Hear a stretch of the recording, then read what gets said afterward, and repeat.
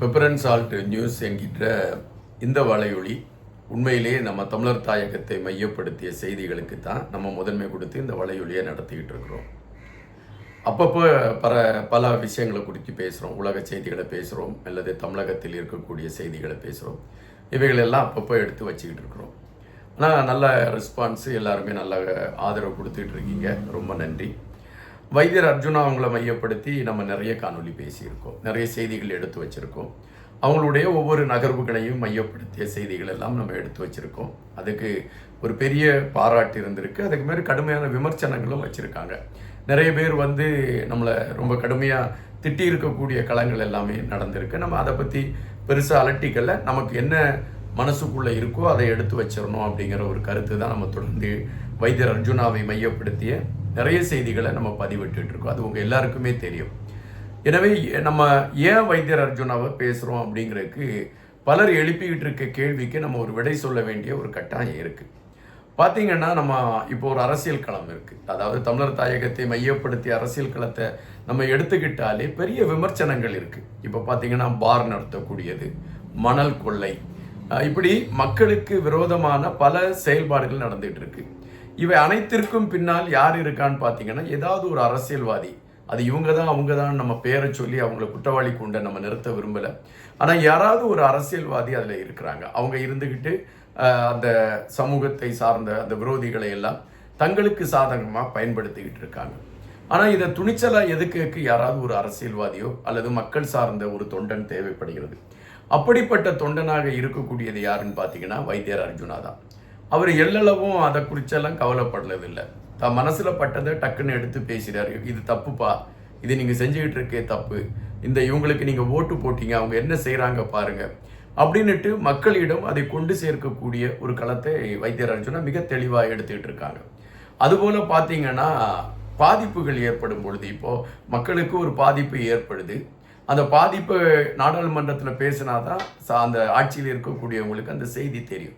ஆனால் நாடாளுமன்றத்தில் பேசுவதற்கு நம்ம தமிழ் நாடாளுமன்ற உறுப்பினர்கள் யார் தயாராக இருக்கிறா, யார் இவ்வளவு கட்ஸோட பேசுவான்னு பார்த்தீங்கன்னா ஒரே ஒரு நபர் தான் அதை பேசுகிறாரு. அதாவது இவங்க மருத்துவத்துறையில் இவங்க இருக்கிறாங்க, இவங்களுக்கான சம்பளம் கொடுக்கப்படல, அது கொடுக்கப்படணும், இங்கே நீங்கள் வளர்ச்சி கூட்டத்தில் இந்தந்த நிதி ஒதுக்குறீங்க, இந்த நிதி சரியாக அதை செலவழிக்கப்படுதா, இதை குறித்த செய்திகள்லாம் நீங்கள் சொல்லணும்.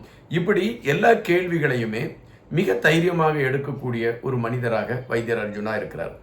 எனவே தான் நம்ம வைத்தியர் அர்ஜுனாவை மையப்படுத்தி தொடர்ச்சியாக காணொலிகளை வெளியிட்டிருக்கதோ, அது சார்ந்த கருத்துக்களை பதிவிட்டு இருந்ததோ நீங்கள் அனைவருமே பார்த்துருப்பீங்க.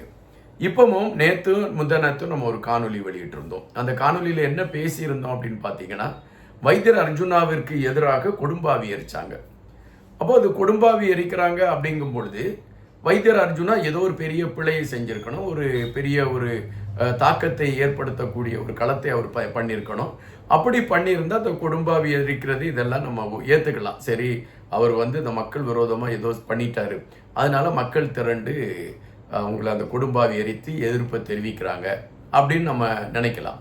ஆனால் வைத்தியர் அர்ஜுனா ஒரு தவறு நடக்குது, இவங்க ஊழல் பண்ணுறாங்க, இவங்க நிதி மோசடி பண்ணுறாங்க அப்படிங்கிறது தெரிஞ்சு அதை அவர் பேசுகிறார்.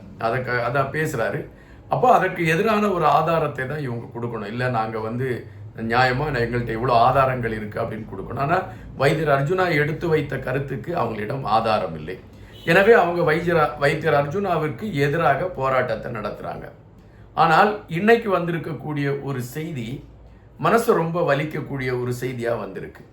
அப்படின்னா இந்த வைத்தியர் அர்ஜுனா செய்யக்கூடிய செயல்பாடுகள் நியாயமானது தானே அப்படிங்கிற ஒரு எண்ணத்தை அது மேலும் வலுப்படுத்தி இருக்கு.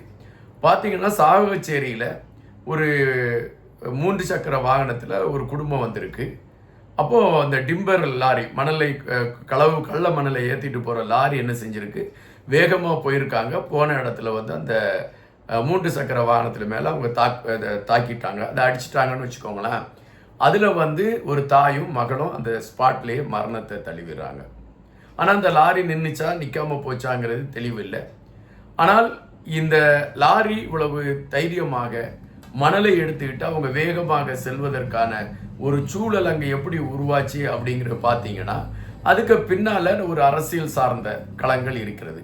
அது இந்த அரசியல்வாதி அந்த அரசியல்வாதி என்று நம்ம அவங்கள அடையாளப்படுத்த நம்ம விரும்பலை. பெரும்பாலான இந்த வாழ்வெட்டு, மணல் கொள்ளை, பெண்கள்கிட்ட தப்பாக நடக்கிறது, போதை பொருட்களை கொண்டு போய் விற்கிறது, இது எல்லாமே நான் செய்துக்கிட்டு இருக்கவங்க அத்தனை பேருக்கு பின்னால் பார்த்தீங்கன்னா ஏதாவது ஒரு அரசியல் சார்ந்தவங்க அவங்களுக்கு சப்போர்ட் பண்ணிக்கிட்டு இருக்கிறாங்க.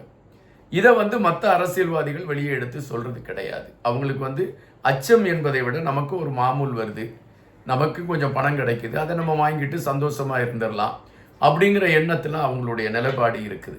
ஆனால் வைத்தியர் அர்ஜுனா அதை பற்றியெல்லாம் கவலைப்படல. அதை எடுத்து வைக்கிறாரு. இல்லைப்பா, இங்கே இவ்வளோ தப்பு நடக்கு, இந்த இதில் இந்த பிரதேச தலைவர் இதுக்கு தனி கவனம் செலுத்தணும், அப்படி அவர் நிறைய விஷயங்களை எடுத்து வைக்கிறார். அந்த விஷயங்களை தான் அவருக்கு ஒரு எதிர்ப்பனையை உருவாக்குது. ஆனால் நம்மை பொறுத்த மட்டில் இப்படிப்பட்ட நல்ல விஷயங்களை சொல்லக்கூடியவங்களுக்கு நம்ம ஒரு ஆதரவு தெரிவிக்கணும் அப்படிங்கிற களத்தில் தான் தொடர்ச்சியாகவே வைத்தியர் அர்ஜுனாவை மையப்படுத்தி ஏதாவது ஒரு சின்ன செய்தி இருந்தால் கூட அதை தேடி எடுத்து உங்களுக்கு நான் காணொலியாக பதிவிட்டு இருக்கேன்.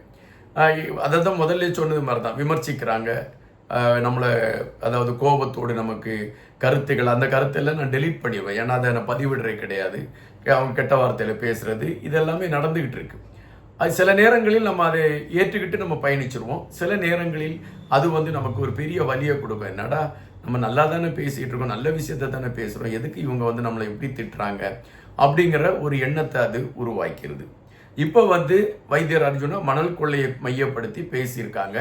அந்த மணல் கொள்ளையை மையப்படுத்தி அவங்க பேசியிருக்க விஷயம் உண்மையிலே அது பாதிப்பான விஷயமா அப்படின்னு நீங்கள் ஒரு தடவை யோசித்தீங்கன்னா உங்கள் மனசுக்கே தெரியும்.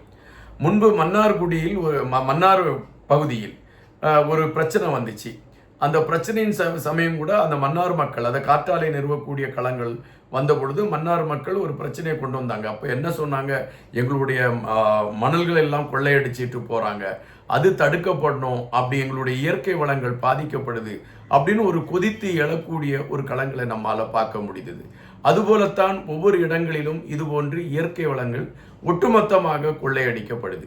அப்படி கொள்ளையடிக்கப்படுகின்ற பொழுது இப்பொழுது அந்த கொள்ளையடிக்கவங்களுக்கு சந்தோஷமாக இருக்கும். ஆனால் பிற்காலத்தில் வருகின்ற அந்த ஜெனரேஷனுக்கு அது ஒரு ஏற்புடையதாக இருக்குமா என்ற கேள்விக்குள் நாம் போகின்ற பொழுது உண்மையிலே மனசுக்கு அது பெரிய வலியாக இருக்குது. வருகின்ற சமுதாயத்திற்கு நாம் ஒன்றும் வைக்காமல் சென்று விடுவோமோ என்ற கேள்விதான் எழும்புகின்றது. எனவே தான் இந்த மணல் கொள்ளை, கனிம கொள்ளை, கஞ்சா விற்பனை, வாழ்வெட்டு, திருட்டு இவைகளெல்லாம் தடுத்து நிறுத்தப்பட வேண்டும் என்கின்ற விடயத்தில் வைத்தியர் அர்ஜுனா மிக தெளிவாக இருக்கிறார். அவர் அதில் எங்கேயுமே பின்வாங்கலை. நீ என்னை மிரட்டி, அவர் நேற்று கூட அதான் சொல்கிறாரு, எனக்கு எதிராக நீங்கள் போராட்டம் நடத்தினீங்க, நீங்கள் எந்த இடத்துல இருக்கீங்கன்னு சொல்லுங்கள், நான் தனியாக என்னுடைய வாகனத்தை ஓட்டிட்டு உங்ககிட்ட வாரேன், என்னை அடிக்கணுமா, என்கிட்ட நீங்கள் பேசணுமா, நான் தயாராக இருக்கிறேன் என்று அவர் சொல்லிக்கிட்டு அதுக்கான ஒரு களத்தை அவர் ரெடி பண்ணுறாரு. அப்படிங்கும் பொழுது அவரை நம்ம வரவேற்கணும், அவருடைய செயல்பாடுகளை ஏற்றுக்கொள்ள வேண்டும் என்கின்ற நிலைப்பாடு தான். இங்கு அரசியல் எப்படி இருக்குன்னு பார்த்தீங்கன்னா வாக்கை மையப்படுத்திய அரசியல் தான். ஒட்டுமொத்தமாக வாக்கை முன்னிலைப்படுத்தி தான் இந்த அரசியல் களம் போயிட்டு இருக்கு. மக்களை எப்படி ஏமாற்றி வாக்கு பெறுவது என்பதுதான் இதுவரை அரசியல்வாதிகள் செய்துட்டு இருந்த பெரிய சித்தாந்தம்.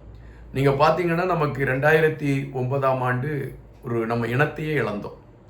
அதில் 1.5 லட்சத்திற்கு மேற்பட்ட தமிழ் சொந்தங்கள் மரணத்தை தழுவினாங்க அல்லது அவங்க அழிக்கப்பட்டாங்க. அதுதான் நியாயம். அப்படி அழிக்கப்பட்டவங்களுக்கான நீதி கிடைத்ததா அப்படின்னு கேட்டால் இதுவரை கிடைக்கல. ஆனால் பாராளுமன்றத்தில் பேசுகிறோம், அது சார்ந்த கருத்துக்களை எடுத்து வைக்கிறோம், ஆனால் இதுவரை நீதி கிடைக்கல. அப்படின்னா அரசியல் செய்துகிட்டு இருக்கவங்க என்ன கோணத்தில் செய்கிறாங்க அப்படிங்கிற ஒரு சிந்தனை வருகிறது. ஆனால் இப்பொழுது அது சார்ந்த பல விஷயங்கள் பேசப்படுகின்றன. இந்த மக்களை எப்படி முன்னேற்றத்திற்கான ஒரு களத்தை நோக்கி நம்ம கொண்டு செல்வது, அதுக்கு நம்ம என்னென்ன செய்யணும், இவைகளெல்லாம் இப்பொழுது பேசப்படுது.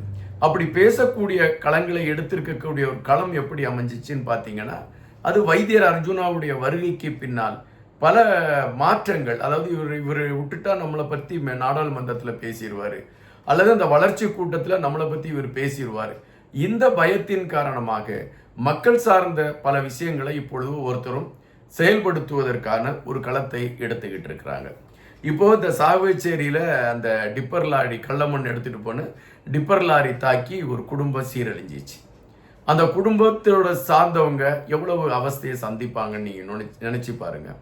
அவங்களுக்கு ஒருவேளை இவங்கள வச்சு தான் அந்த குடும்பத்துக்கு வருமானம் இருக்கலாம், இவங்களுக்கு வேலைக்கு போனால் தான் அந்த குடும்பத்திற்கான வருமானம் கிடைக்கக்கூடிய ஒரு களம் இருந்திருக்கலாம். ஆனால் இப்போ அந்த குடும்பம் நிர்கதியாக நிற்கிது. அவங்கள குறித்து யார் பேசுகிறா? இந்த வைத்தியர் அர்ஜுனா மட்டும்தான் பேசுகிறார். இதை தான் நான் சொல்கிறேன்.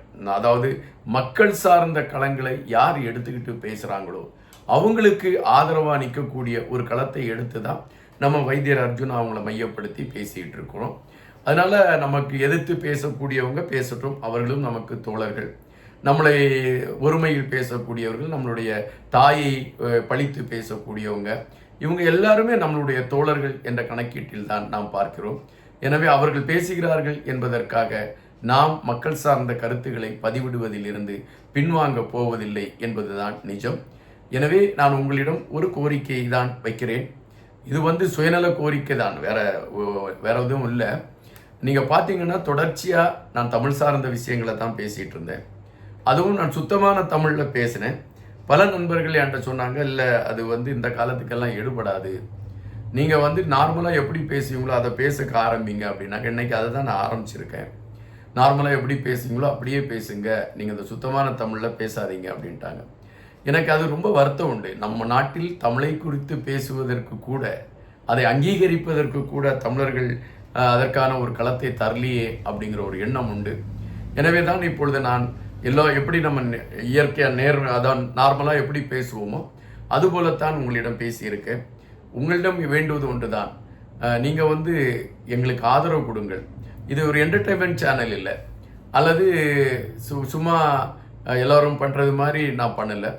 தொடர்ச்சியாகவே தமிழர் தாயகத்தையும் தமிழ் சார்ந்த விடயங்களையும் மையப்படுத்திய செய்திகளைத்தான் முதன்மை கொடுத்து நான் பேசிகிட்டு இருக்கேன். அது உங்கள் எல்லாருக்குமே தெரியும். எனவே நீங்கள் ஆதரவு கொடுங்கள், எங்களுடைய களத்திற்கு நீங்கள் கதவுகளை திறந்து கொடுங்கள். கண்டிப்பாக நல்ல செய்திகளோடு நான் உங்களை தினமும் சந்திப்பேன். வைத்தியர் அர்ஜுனாவுடைய செயல்பாடுகள் மக்களுக்கு எதிராக ஒரு வேளை பதிவாகக்கூடிய களங்கள் வந்தால் அதை எதிர்த்து கூட கருத்துக்கள் பதிவிடுவதற்கு நாம் தயங்க மாட்டோம். ஆனால் தற்பொழுது வரை ஒரு அரசியல் களத்தில் மக்கள் சார்ந்த பல விடயங்களில் ஒரு மாற்றமான ஒரு களத்தை உருவாக்கி வைத்திருக்கிறது வைத்தியர் அர்ஜுனா தான். அதனால்தான் நாடாளுமன்றம் மற்ற இடங்களெல்லாம் தமிழர் பிரச்சனைகள் பேசப்படுகின்றது என்பதுதான் நிஜம். காத்திருங்கள், இன்னும் பல செய்திகளோடு உங்களை பார்ப்பேன். கண்டிப்பாக நீங்கள் எனக்கு இன்னும் ஆதரவு கொடுப்பீங்கிற நம்பிக்கை இருக்குது. மீண்டும் சந்திக்கின்றேன். நன்றி.